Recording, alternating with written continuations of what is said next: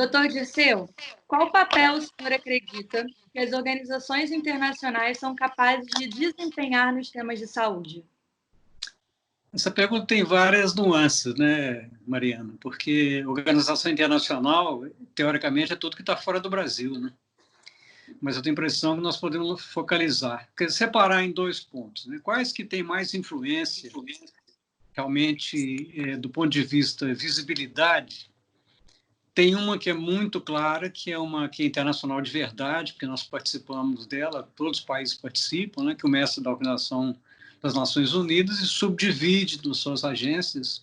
Podia nomear só algumas que têm talvez mais importante para o fato agora. A Mundial de Saúde, a Unesco e talvez a de drogas.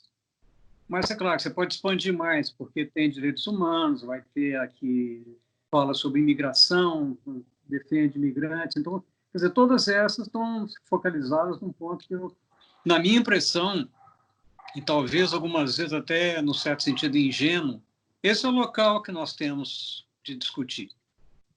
Porque elas realmente, mal ou bem, e muitas vezes muito bem, representam o mundo inteiro com todas as suas dificuldades, né? Porque aí tem muita coisa que é consensuada, tem muita pressão política, e claro que tem conflito de interesse porque tem pressão também financeira. Mas, por outro lado, essas organizações têm um contraponto cada vez ficando mais visível e, na minha impressão, não tão bem, né? Porque se você vê na área da medicina, o povo fala muito no que vem principalmente da América do Norte, né? Duas entidades maiores lá, que eles falam até em inglês, né? Que é o NIH, que é o NIH, e muita gente ainda fala CDC, que é o CDC americano. Todos dois têm claro que tem importância, porque fazem muita pesquisa, têm uma visibilidade grande, vem de um país que colonizou muito local presencialmente, depois culturalmente e agora até cientificamente, né? Então, tem esses dois contrapontos que poderiam ser muitas vezes, já foram muitas vezes, eles se complementam, né? Porque, claro, você pegar uma organização como o Instituto Nacional de Saúde norte-americano, que tem um orçamento, que eu não vou nem lembrar o número aqui, é um negócio absurdamente alto, né? Faz pesquisa para todo lado, a maior parte da pesquisa com droga e medicamento começa com isso, depois que vira coisa para ser vendido. O Centro de Controle de Doenças americano foi, numa época, muito importante, agora talvez muito piorado nessa gestão do Donald Trump, e muita gente tem falado isso mesmo. Já aconteceu do mesmo modo quando o Reagan era presidente, na época do começo da AIDS, muita coisa semelhante, interessante. Mas vamos voltar, vamos focalizar na organização internacional, que eu vou falar principalmente, que é na estrutura das Nações Unidas. Isso. O papel que pode desempenhar, eu acho que é um papel, e tem desempenhado num sentido mais amplo, porque a grife, a Organização Mundial de Saúde e a Unesco, é muito interessante que ela chama muita atenção, talvez não tanto no Brasil, mas em muitos países, quando fala assim, puxa vida, esse local aqui na porta tem uma coisa, centro colaborador com a Organização Mundial de Saúde ou com a Unesco. E é importante, sim, porque aí você está mostrando que está participando de uma coisa mais ampla. Mas, por outro lado, com essas mudanças, e talvez a Covid, que, aliás, é a próxima pergunta, né, como é que pode, inclusive, impactar na organização, mas vai impactar na saúde também, acaba trazendo para essa estrutura uma pressão que não só... Não é que não estão acostumados, não é verdade, né? Porque passaram pelo HIV, passaram pela ebola, passaram pela suína, e tem várias que aconteceram e que trouxeram, algumas vezes, respostas importantes, outras vezes muito tardias, e depois foram criticadas por ser tardias e muitas vezes foram muito rápidas, e sempre a crítica existe, né? Se foi tardio, porque aconteceu muita coisa ruim. Se foi rápido e não aconteceu nada, muitas vezes você culpabiliza a instituição, você não devia ter feito isso, né? E lembra muito o que está acontecendo no Brasil hoje, mas a gente pode chegar lá depois. Então, esse papel, que é, na minha opinião, eu tenho às vezes brincado sobre isso nas minhas conversas internacionais, especialmente que eu acabei tendo muito contato com a OMS, e continuo tendo. Tinha mais na época que eu fui diretor departamento de artes, eu continuo tendo por causa da ética, né? Eu brinco com eles que eu sou dos 3 ou 4 pessoas que eu já vi falando bem no mundo da OMS. Eu defendo mesmo, acho que com todo defeito, as dificuldades, é o lugar onde a gente espera que pode haver mudanças, né? Você não consegue mudar o Instituto Nacional de Saúde americano, nem o CDC, nem o ANRS francês, ou o Instituto inglês que faz pesquisa, ou o CDC europeu. Mas essa instituição, nós temos, teoricamente, a capacidade de ser influenciados por eles e influenciá-los, porque nós participamos de tudo. Então, eu acho que esse ponto é muito importante no sentido de falar assim, em tese. No real, com a história que também tem a ver com as epidemias, mas tem a ver com mudança global em relação a financiamento, essas organizações começaram a ficar com dificuldade, inclusive financeira. Eu vou falar exatamente, principalmente sobre a OMS, a parte que eu conheço, não conheço tão bem, mas eu vejo de perto, o financiamento deles é financiamento dos estados. E, como quase sempre, o financiamento é maior dos grandes estados internacionais, que aí é a América do Norte, a parte da Europa Ocidental, né? Alemanha, França, uma parte importante do Japão e, muito recentemente, cada vez mais intensa, da China. Então, tem um aporte financeiro que, evidentemente, essa que é a grande discussão em todo lugar, onde entra suporte financeiro, entra o risco do conflito de interesse. Aumenta o risco. O conflito de interesse sempre tem. Toda vez que nós conversamos, nós temos algum conflito. Mas aí o conflito acaba se estendendo porque, muitas vezes, fica dependente daquele financiamento e a organização torna-se parte de quem financia mais. É engraçado, a OMS ela recebe críticas agora de 2 modos, né? Primeiro, numa época recente, dizia que era um lugar que era americano. Os americanos influenciavam tanto que lá era quase tudo que se falava lá dentro, que entrava lá dentro era baseado na América do Norte. Recentemente, com a história da epidemia do coronavírus, o novo coronavírus, agora diz que a China tem uma parte importante, mas evidentemente todos têm uma parte, participaram muito, e tem evidentemente, Mariana, uma coisa que eu tenho sido muito vocal quando eu participo dessas comissões, na verdade eu participei de várias, né? Tem vários desses documentos internacionais que eu participei deles. Eu sempre cobro algumas coisas. Uma delas é o seguinte: como é que está sendo a divisão daquelas pessoas que você chama? Porque, evidentemente, quando você faz um documento, o documento não é isento, né? Ele vai trazer... Tomara que você ache, assim, ingenuamente, que a ciência é isenta. Não é, né? Tem uma parte política importante. Então, eu sempre comento isso. Quer dizer, quando você faz um documento que tem 30 pessoas, 20 são do hemisfério norte, realmente tem um viés aí que é difícil controlar. E tem um outro viés que é muito mais difícil controlar também, que é a língua falada geralmente em inglês. Então, isso aí facilita quem tem o inglês como língua mãe. Evidentemente, eu posso falar com a experiência que eu tenho com o inglês, eu não tenho dificuldade nenhuma. Como dizia um amigo meu, eu gosto de ver gente que consegue bater boca em inglês e você é um deles. É verdade, você acaba acostumando tanto, mas não é comum, não é? Muitas vezes as pessoas se sentem acanhadas, né? Porque ou o sotaque é muito forte, ou tem dificuldade de raciocínio, então isso aí prejudica essa equanimidade, se a palavra existir. Mas, por outro lado, se pensar no Instituto Nacional de Saúde americano, no CDC, no ANRS francês, não tem ninguém a não ser eles. Você não é o ideal, mas é importante que seja dessa maneira, e cada vez que a gente puder comentar sobre isso, né?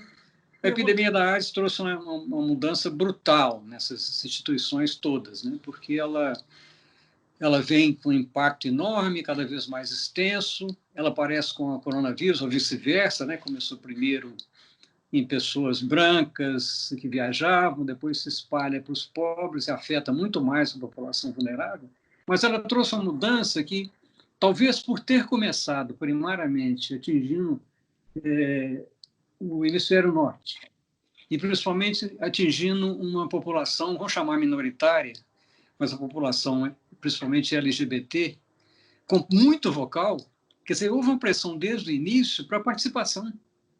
Então, principalmente talvez a partir do HIV, e no HIV muito isso é evidente, não tem nenhum lugar onde você vai numa reunião que não tenha participação dos chamados usuários. Quer dizer, não é só os brancos norte-americanos, agora a maior parte é branca norte-americana, mas é de comunidades que são afetadas. Então, isso aí fez uma diferença tremenda e mudou, na verdade, né? Na verdade, a saúde global mudou a partir dessa epidemia.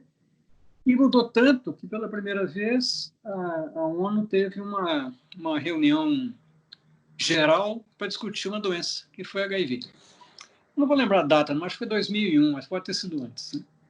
Então, quer dizer, isso aí trouxe uma diferença, trouxe um processo marcante que serviu para que, inclusive, dentro desse sistema, se estruturasse uma agência específica, que muita gente até hoje critica, porque UNAIDS, né? UNAIDS, que foi montado dentro do sistema das Nações Unidas, dentro do sistema da Organização Mundial de Saúde, para enfrentar uma patologia única. Então, o papel dessas instituições na saúde, eu acho que tem, primeiro, por default, é obrigação. Né? Quer dizer, as instituições foram criadas exatamente para pensar, nem falar de globalização, mas era falando sobre a sociedade global, a saúde global. Então, tem esse papel, tem que ser reforçado. A pergunta se vem sendo cumprido, essa é uma pergunta dos 500 milhões de dólares. Né? Talvez, em certos sentidos, estão cumpridos, porque cada vez que eles participam, que eles se expõem, né?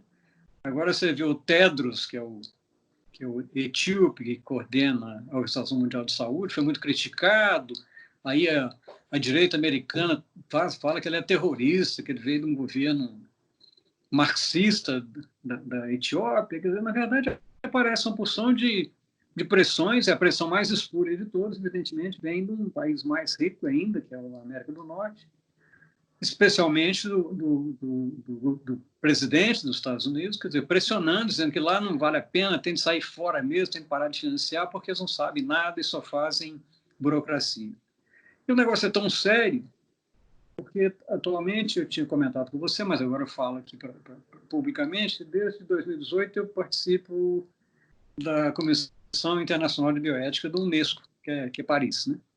Tem 36 membros, se não me falha a memória, e a Unesco sofrendo mais ainda com a história de diminuição de verba, porque eles resolveram reconhecer a Palestina. Com isso, a América do Norte tirou dinheiro, imediatamente tirou um suporte importantíssimo, um financiamento importante, e claro que Israel também saiu, os dois saíram, mostrando como é que tem essa pressão em relação à parte financeira, dificulta a movimentação dentro, mas, por outro lado, essa decisão do Unesco, que muita gente critica até hoje, pois não podia ter feito isso. Quer dizer, eu acho espetacular, quer dizer, toma decisão mostrando que o mundo tem que ser representado em todo lugar. Então, acho que é isso. Tem importância, tem participado, as histórias todas mais intensas, né? A eliminação da varíola, a poliomielite, tem participação direta dessa agência, mas lembrou uma coisa que eu sempre comento isso, eu comentava isso muito intensamente na época eu era diretor do Departamento de AIDS, que é um departamento importante do Ministério da Saúde. Cada vez que tinha uma coisa que dizia o Programa Nacional de AIDS é exemplar para o mundo, isso foi antes de mim, nem é porque eu estava lá. Mas eu sempre comentava, o programa de AIDS ele não acontece em Brasília, ele acontece no município. Né? Então, quer dizer, cada vez que falar sobre isso, quer dizer, a OMS lá, que está lá em Genebra, ou está nos Estados Unidos também, o papel que ela tem de refletir nos países, os países têm de assumir o que eles concordarem, que aquilo é importante, e tornar aquilo capilarizado.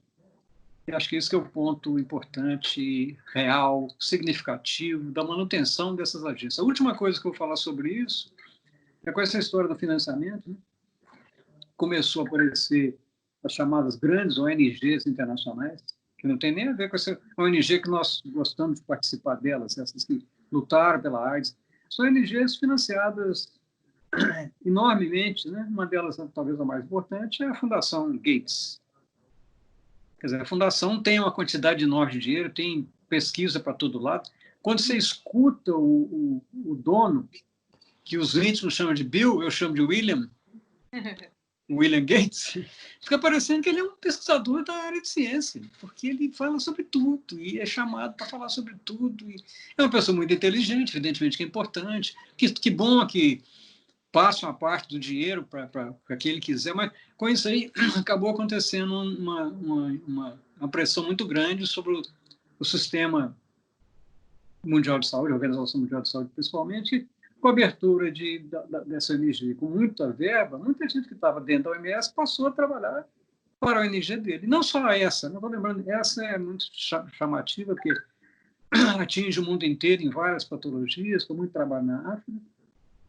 A outra também tem outro nome, de outro que se chama de Bill, e que eu chamo de William, que é a Fundação Bill Clinton, que também tem um papel importante, principalmente na luta em relação a HIV/AIDS, uma posição muito progressista, que é muito interessante, né? Participa com a história de medicamento. Então, acho que é isso. Acho que o papel vem sendo parcialmente cumprido, deve ser reforçado, na minha opinião. Não tem jeito de ser sem ele. Tá ótimo, doutor. Muito obrigada, aprendi muito com a sua resposta. Que bom. Agora, como não poderia deixar de ser, queria conversar com o senhor mais especificamente sobre o atual momento que a gente está vivendo e como que as organizações têm trabalhado em relação à atual pandemia. Então, a minha pergunta é de que forma a pandemia do Covid-19 pode impactar a resposta global às políticas de saúde e, atualmente, essa pandemia, quais são os desafios que o senhor acha que as organizações estão vivenciando? Quer dizer, a pandemia da Covid-19 ela está trazendo à tona exatamente aqueles desafios que apareceram de novo. Vão lembrar da AIDS em 80 e poucos, o Ebola, vale a pena lembrar dele daqui a pouco, em 2014, e agora a Covid, que de repente aparece uma situação que talvez não, certamente é diferente das outras, porque vamos chamar essa quarentena global, né? O nome não é quarentena, não, mas vamos aceitar que seja isso, né? Isolamento, fechamento de aviões, navios, comércio, faz um impacto enorme, né? Então, ela impacta completamente a resposta global na saúde, e tem dois impactos que podem ser complementares e discordantes, que é muito engraçado falar sobre isso, né? O que é complementar é porque ela está desnudando, principalmente, a disparidade em relação à saúde, né? Coisa que a gente já sabia, né? Você sair no Rio, você está no Rio de Janeiro, sai 20, não sei, Rio até mais fácil, sai 3 quilômetros e entra numa comunidade, você vê a diferença, que a disparidade é. Belo Horizonte, onde eu estou, talvez um pouco diferente, você tem de sair talvez 10 quilômetros. Mas sai 10 quilômetros é exatamente o que a gente sente quando vai para a África e fala, puxa vida, quanta pobreza. É essa que nós temos, exatamente a mesma. Então, essa pobreza, ela está sendo afetada intensamente pelo Covid. Eu tenho me batido nas minhas diversas falas, evidentemente estou sendo muito requisitado pela minha história, pelo papel que eu faço, por ser médico, ser infectologista, e atualmente como presidente da Sociedade Brasileira de Bioética. Eu tenho falado, quando começou a história, que tinha grupo de risco. É interessante, você é muito jovem, você não vai lembrar do começo, claro que você não vai lembrar do começo da AIDS, mas tinha um grupo de risco também. O grupo de risco era homossexual, masculino. Então, olha, você não está no grupo de risco, você não precisa se preocupar, faça o que quiser. Lá na época era sexo, aqui é para ir para a rua. Quer dizer, muito semelhante. Se você não for velho, parecia que o resto estava protegido. Então, eu tenho comentado, primeiro, que é uma maldade em relação às pessoas mais idosas. Muito recentemente era chamado da geração A, geração saúde. Era uma quantidade de bobagem que falava do outro lado, né? E agora virou o quê? Agora é grupo de risco. Mas não é isso que eu queria falar. Isso é ruim do ponto de vista de quem está sendo afetado porque tem mais de 60 anos. Mas o mais importante é que a vulnerabilidade, que é o nome para isso, né? Nós todos somos vulneráveis, porque somos mortais, mas a vulnerabilidade aumentada da população mais idosa ela está relacionada com a senectude. A senectude é uma doença, né? Tem a frase em latim, que está nos nossos livros médicos, é que senectus morbus est, porque você tem diminuição da capacidade imunológica, etc. Mas a vulnerabilidade maior está sendo mostrado, e aqui nós não chegamos exatamente nela, é a vulnerabilidade social. Porque ela se imbrica nessa história da idade também. Porque se você imaginar que as comorbidades chamadas, né, as que estão contribuindo para que essa epidemia se espalhe e mate muito mais, obesidade, diabetes, hipertensão. Que ela está relacionada com o envelhecimento também, né? Quer dizer, sobrevida facilita que isso aconteça, mas ela impacta de maneira muito mais intensa a população vulnerável socialmente, porque esses que têm isso, esses três, só para lembrar, o acesso é muito mais complicado ao cuidado de saúde. Então, o impacto primeiro na resposta global, ela está tendo impacto mostrando, está escancarando esse processo, é possível que vá. Tomara que não, mas o número de mortes no Brasil, que hoje é 11 de maio, né, uma segunda-feira, ontem, 10 de maio, foi o primeiro luto de 10 mil casos de morte no país. Então, quer dizer, o impacto que ela pode ter, se continuar aumentando, como está aumentando, de 700 casos, 800 casos por dia, ela vai começar agora a sair do ponto inicial da chegada dela no país, somente no Rio de Janeiro, em São Paulo, as maiores aglomerações de pessoas do Brasil. Entrou por aí, a maior parte, né, que veio de fora de avião, entrou pelo Nordeste também, mas aí principalmente, e começa a espalhar, como essas patologias todas acontecem, um espalhamento centrífugo do centro para a periferia. A periferia aqui é real, né? Nem periferia no sentido mais direto da palavra. Né? Ela vai começar a chegar nessas populações que ainda não foram tão atingidas, mas se olhar o que está acontecendo no Rio de Janeiro, já tem. Não, a comunidade Paraisópolis é em São Paulo. Né? Eu estou lembrado só do nome, porque eles são filhos lutando, tentando resolver lá. A maior aglomeração de pessoas do Brasil, parece, por 1 quilômetro quadrado. Mas acontece, ela já está aparecendo e mostrando isso quando nós olhamos a região norte e nordeste do país. Manaus, Belém, Fortaleza e o Ceará todo estão vivendo já um processo gravíssimo. Então, o impacto que isso aí vai ter local, ele vai impactar depois na resposta à saúde, porque a pergunta primária em relação à resposta global, no momento, está impactando por razões óbvias. Né? Você tem uma disseminação quase exponencial em muitos lugares, com mortes aumentando em todos os lugares, com doença grave que atinge toda a população, não é só o mais acima de 60 anos. Esse impacto já está se mostrando como um choque para o sistema de saúde internacional. É que o Brasil ainda teve uma vantagem em relação a essa resposta, vamos chamar, a global, ela vem dos países. A resposta brasileira teve uma sorte, a sorte não é a palavra, não. Ela teve a vantagem de ter um sistema único de saúde. Pensando que um sistema que foi montado em 88, 90, ele tornou-se lei. E eu vivi muito esse pedaço, porque eu já tinha formado em medicina quando o SUS apareceu. Na época que eu estava fazendo residência, depois fiquei fora do Brasil um tempo, mas eu voltei para fazer meu doutorado aqui, tinha 2 tipos de atendimento. Era o que podia pagar, 3 tipos. Podia pagar aquele que tinha os planos de saúde do Instituto Nacional de Bancário, Comercial, etc. E o resto era indigente. Tinha uma massa enorme que era atendida por caridade. O SUS mudou isso. Né?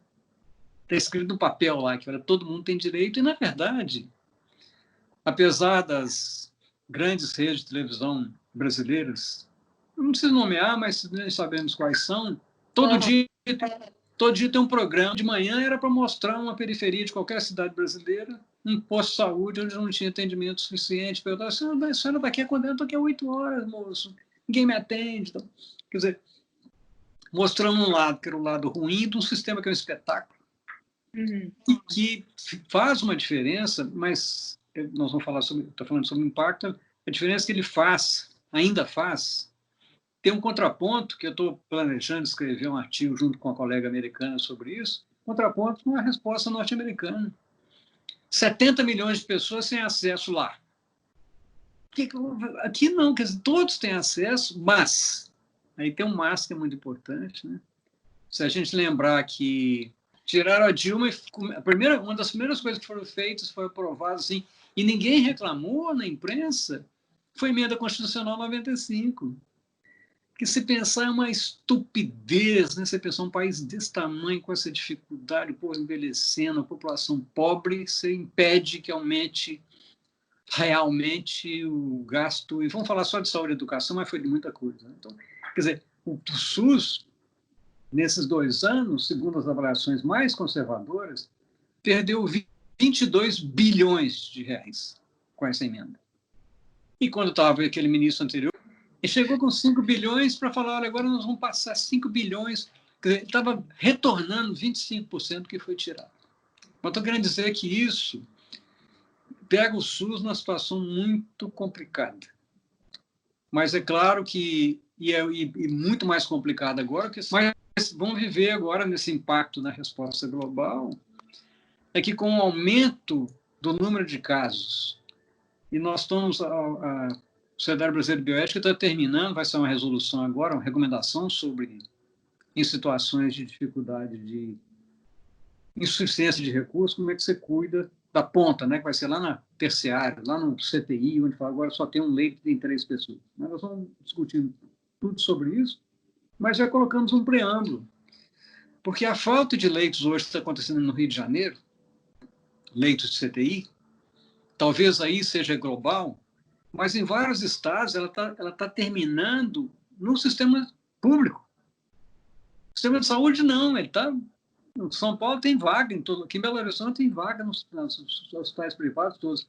Quer dizer, era o primeiro ponto aqui do impacto nessa resposta global, é que vai acontecer, a pressão já existe, o Conselho Nacional de Saúde já fez a recomendação, para colocar todos os leitos numa regulação única, leitos para todos. Nós estamos participando desse encontro nacional para falar sobre isso, né? de falar que não tem jeito se separar, vai morrer o pobre porque não tem acesso, e aqueles 25% que têm acesso vão receber cuidado maior.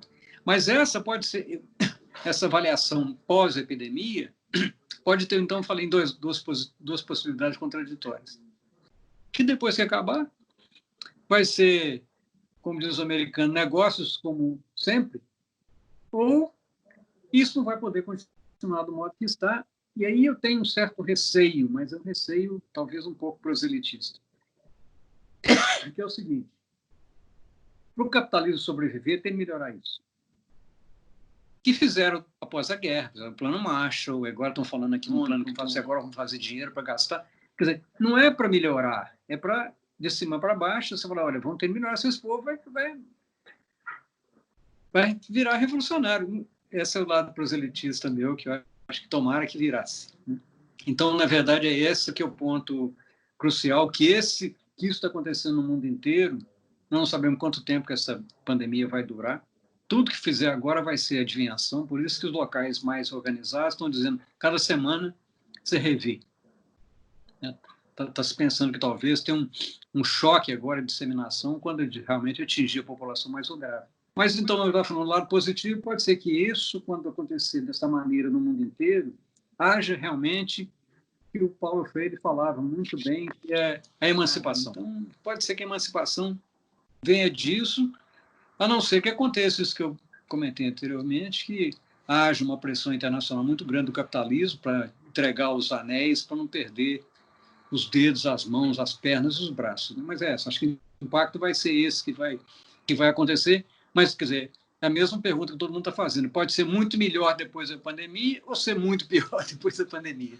Exatamente. Mas acho que o nosso papel, acho que cada um de nós, aqui num país dispar como esse, é estar do lado dessa população, né? E não é do lado mesmo, né? Porque é muito fácil eu falar daqui. Estou em casa, uma casa boa, estou autoconfinado, sem nenhum problema, recebo salário, né? Então é muito fácil de falar, né? Mas eu estou querendo dizer que nós temos que participar juntos onde está acontecendo. E, muito coincidentemente, por ser presidente da Sociedade Brasileira de Bioética, nós acabamos sendo eleitos como membros do Conselho Nacional de Saúde, que é outro lugar importante. Se eu fosse organização internacional, eu agora jogo em cima da organização nacional, né? É o lugar onde a tomada de decisão seria mais importante, mas se você perguntar, eu sei certamente faz. Pergunta às pessoas que vocês conhecem o Conselho Nacional de Saúde. Não sabe o que é, se sabe, tem uma visão vaga. E que tem estadual e que tem municipal também. Como que o senhor avalia que foi o engajamento do Brasil historicamente com esse regime internacional de saúde? E como que essa situação está agora no momento atual? É claro que a minha visão histórica é curta. Cada um de nós tem uma visão histórica pessoal que é curta, apesar de eu ler muito sobre tudo.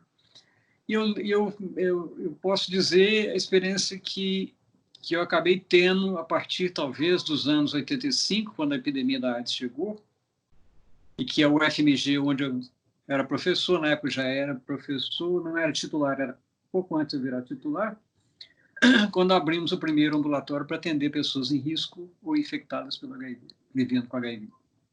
A partir daí começa uma história intensa de participação do Brasil, exatamente porque nessa mesma época começa o Programa Nacional de Controle da AIDS, começa a participação do Brasil nas estruturas fora do país.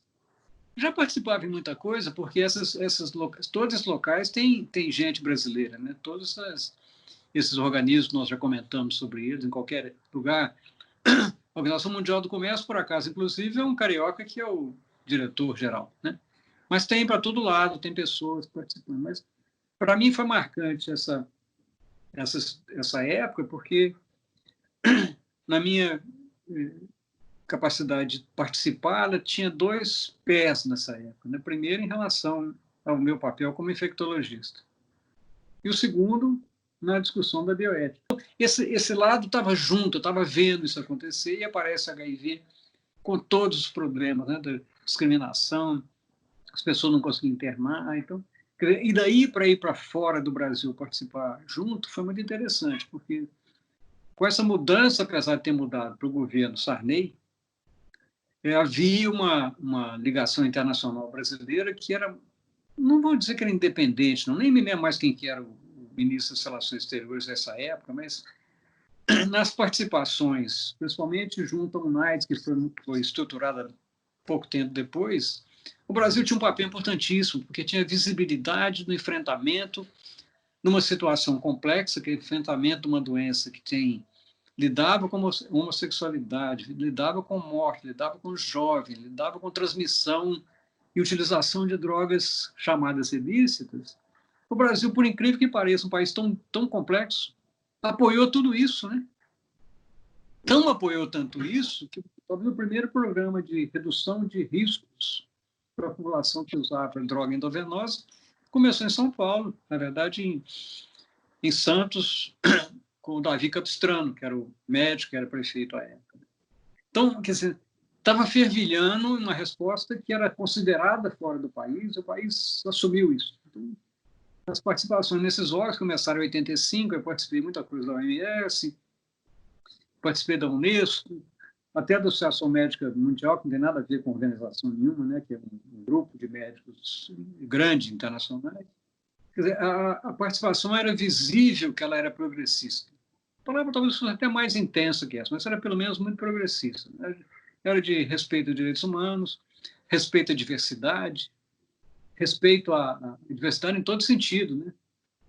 A diversidade sexual, a diversidade de gênero, pelo menos para fora. Aqui dentro continuava aquela confusão de sempre, né? Mas isso aí foi uma intensidade que acabou, e eu vou dar um salto para não ficar nem muito extenso, eu vou sair de 85, 90 para 2010. Minha razão é porque em 2010 eu acabei assumindo a direção do departamento importante, do departamento de AIDS do Ministério da Saúde, com essa visibilidade enorme, continuava com visibilidade enorme, com vários problemas, né, de financiamento, de não saber muito como cuidar das populações mais vulneráveis, mas tinha uma visibilidade grande. E nesse sentido foi a minha experiência maior dentro de uma instituição que é exatamente a OMS, exatamente dentro da UNAIDS.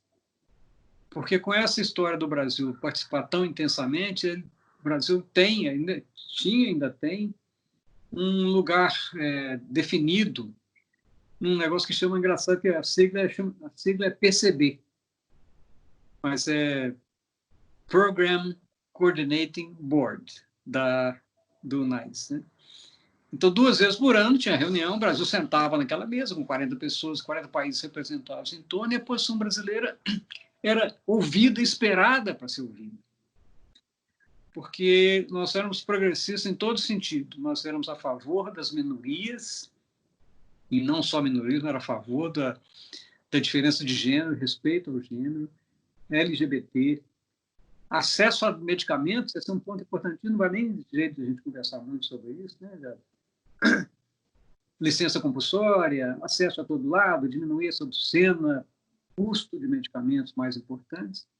E era muito interessante, e eu repito isso para todo mundo que já me conversou comigo sobre isso, essa reunião que era 2 vezes por ano, tinha assuntos variados, e eram países também variados participando, né? Tinha uma representação de, outra vez, tinha uma representação específica de ONG HIV/AIDS.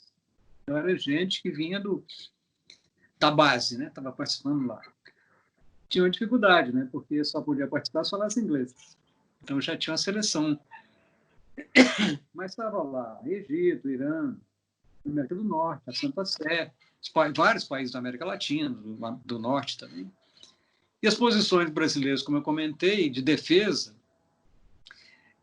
nessa participação, ela, como eu te falei, ela era ouvida, e mesmo que quisesse ser ouvida, nós gritávamos, né? Então, era uma posição intensa, né?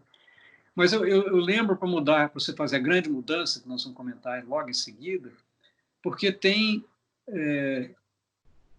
dentro dessas instituições, somente a OMS, tem uma representação das relações exteriores, né? Tem lá uma ministro ou ministra, né? que era o chefe da delegação, lembra disso, com a delegação, e a delegação brasileira dos relações exteriores, cada vez que eu sentava nessa mesa, a delegação estava atrás que não cabia, né? Porque estava menos que eu, não. Cabia só uma pessoa, ficava. E quando aparecia um assunto desses que eram mais complexos, né? Que era essa do direito à diversidade, do acesso à educação nas escolas, educação sexual nas escolas, a quebra de patentes e tal, eu tinha uma posição, que era a posição que eu tinha trazido desde tanto tempo de militância, eu trazia a posição que eu achava que era mais correta, que era em defesa de tudo, e contra todo o resto que era ruim. Olha, na minha cabeça, né? Minha avaliação. E cada vez que eu preparava, eu falava uma parte de improviso, que era ter a pergunta vinha na hora, eu olhava para trás e falava, geralmente era uma das embaixadoras, não era a embaixadora principal, eu falava, eu vou falar isso aqui, o que você acha? Fala o que você quiser. Nós também concordamos, então você pode falar, e era isso, né? Então, de falar intensamente, e geralmente os algozes, no sentido mais amplo, era principalmente quando falava de gênero, de homossexual, de bissexual, qualquer coisa LGBT, os algozes eram principalmente Egito e Irã. E que falavam cada quantidade de coisas, falando, não é possível que estão falando isso aqui, era muito fácil de contra-argumentar. Não, mas nessa aí também entrava a Santa Sé. Que é engraçado, às vezes se juntava a Santa Sé com essa. E quando era coisa para discutir, principalmente acesso a medicamento, o algoz era a América do Norte. E geralmente muito bem estruturado. Eu aprendi umas coisas interessantes com ele, porque a gente ficava até interessante, você acaba conversando de maneira correta com as pessoas. O representante da América do Norte, sempre que ele era apertado, em coisa que era complicada, ele falava assim, vou ter de ligar para a capital. E era interessante, porque na verdade ele era representante, né? Às vezes, algumas vezes eu extrapolava. Muita coisa que eu falava, eu nem tenho certeza que na época, 2010 ainda assim, porque ainda era o governo Lula e o ministro era o Temporão, completamente progressista, né? A partir de 2011 já mudou, porque já era no governo Dilma, com a pressão do conservadorismo em cima dela, e ela cedendo a isso, né? Então já era. Mas eu falava, bom, então é isso, era mudança. Então, nessa fase, eu tenho essa história, que é história clara para mim, como é que é a resposta, como é que era a participação, numa coisa pequena, né? Eu participei também da Unesco nessa época, a Unesco já estava mais evoluído. Então, damos um pulo agora para agora. agora é o que eu escuto, agora é o que eu ouço, meus amigos inclusive que você conhece também, que estão vivendo essa dificuldade, tirou-se, não fala, o Brasil agora inverteu tudo, todo documento que fala gênero está fora. E era o contrário, nós só entrávamos no documento se tivesse claro, enquanto você falasse assim, quais são as populações, agora tem o eufemismo, tem a população-chave, mas essa mudança que é muito recente, né? Durante o governo Dilma I, que eu fiquei até 2013, apesar daqui o Departamento de Arte ter sido muito pressionado para não falar nada que pudesse ter homossexuais, as campanhas foram censuradas, um negócio horroroso, a minha saída foi relacionada com isso. Internacionalmente não teve impacto, ele continuava ainda com a defesa total. Mas recentemente, com a decisão desse ministro das Relações Exteriores, quer dizer, não pode falar em gênero, não pode falar nada que tenha relacionado, que possa lembrar que está contra a família para eles é só homem, mulher e filho, né? Então a mudança foi brutal. Quer dizer, como é que isso impacta? Impacta num sentido que eu nem sei se é só jocoso, né? Porque eu continuo participando, talvez até mais intensamente, mais pela bioética agora, de várias dessas discussões institucionais, né? Participei de vários documentos relacionados com ética e infectologia, e comecei a ter uma coisa... na primeira reunião que eu fui foi após... Não, a primeira reunião que eu me lembro que foi complicada foi após o golpe. Aí todo mundo perguntava como é que pode acontecer, então eu falei, olha, é isso, as forças reacionárias elas estão se unindo e vão fazer isso em vários locais. Nessa época, não sei se o Trump já estava eleito, mas não tem importância, né? Logo depois, não, já estava sim, já estava, não sei, 16 acho que estava. E depois piora quando elege-se esse que agora é o presidente. A última pergunta era mais específica sobre a estrutura interna do Brasil, né? Como que aqui no Brasil são formulados e implementados essas estratégias internacionais. Quer dizer, como é que se propõe, né? Como é que se define, né, a participação do Brasil nesse processo internacional? Isso. Uma parte é por definição, né? Quer dizer, todas as agências têm participação, e a participação, evidentemente, uma parte dela é completamente indicada pelo governo. Então, tem um crivo, e o crivo agora é exatamente isso, tem de ser ligado a eles, né? Eu tenho escutado coisas, inclusive, da embaixadora em alguns locais, na onda de Nova York. Ela estava em Genebra quando estava nessa fase, e ela tinha uma posição diferente do que tem agora. Quer dizer, deve ser uma contradição enorme dentro para eles mesmos, né, como é que está acontecendo. Mas essa participação, então, o Brasil semeia, né, no sentido amplo, essas agências quando há troca de governo, então ele está colocando as pessoas que ele tem mais confiança. Tem uma sorte que tem um contraponto, porque, apesar da pressão sobre os embaixadores e os níveis, esse pessoal é de carreira, né? Então, tem uma certa esperança que uma parte deles não tenha apoiado isso que está acontecendo agora. Então, acho que esse pode ser uma esperança que haja mudança. Mas o modo atual ele é ruim. É ruim para nós, é ruim para o país, é ruim para a população, é ruim para a população mais vulnerável mesmo, né? Essa que nós já conversamos tanto sobre. Doutor, muito obrigada.